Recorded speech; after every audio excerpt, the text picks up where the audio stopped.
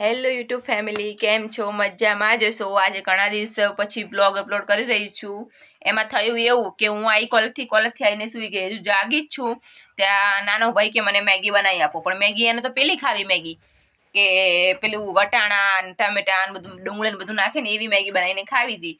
તો મેં કીધું લાવો બનાવી આપીએ. તો જો એ બધો વઘાર કરી અને અંદર પાણી ઉકળવા મૂક્યું છે. હવે પાણી ઉકળી જાય છે એટલે પછી અંદર મેગી આપણે નાખી દઈશું. તો જો પાણી ઉકળી ગયું છે આપણે એટલે ધીમા ધીમા અંદર મેગીના 4 કકડા કરી નાખ્યા છે. 2 મેગી લાવ્યા હતા તો ધીમે ધીમે અંદર મેગી આપણે નાખી દઈશું.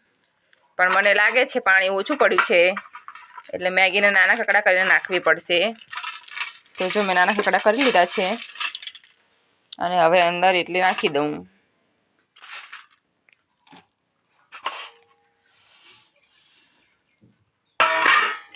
એવું જ લાગી રહ્યું છે કે પાણી તો ઓછું જ પડશે.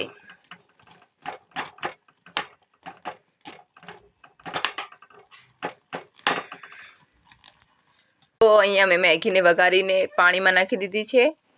હવે એ બનીને તૈયાર થઈ જાય ત્યાં સુધી આપણે ધાણાને એવું કટિંગ કરી લઈશું. મેગી બની જાય પછી જોઈએ કેવી બને છે. આજે પહેલી વાર ટ્રાય કરી છે આવી મેગી, જોઈએ કેવી બને છે. તૈયાર થઈ ગઈ છે એટલે મેં કીધું લાવો હવે એને ડીશમાં આપણે કાઢી લઈએ. તો જો મેગી કેવી મસ્તની બની છે, દેખાય તો મસ્ત ને હવે ખાવી પછી ખબર પડે કેવી બની છે. જો આ મેગી બનાવી દીધી છે. આજે એને નક્કી હતું કે એને વેજ મેગી જ ખાવી છે એટલા માટે વેજ મેગી બધું નાખીને બનાવી છે. અમે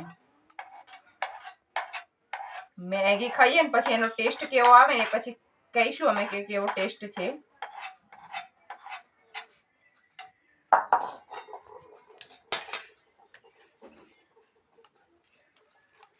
જો મેગી મસ્ત તૈયાર થઈ ગઈ છે. જેવી તમે ફોનમાં જોઈ હશે ને એવી જ મેગી દેખાય છે. જો તો અને તમારે પણ મેગી ખાવી હોય તો આવી જજો આજના બ્લોગમાં. આમ તો મેગી ખાઈને ટેસ્ટ કરીને તમને બતાવું કેવી બની છે. પહેલા જયરામ આપી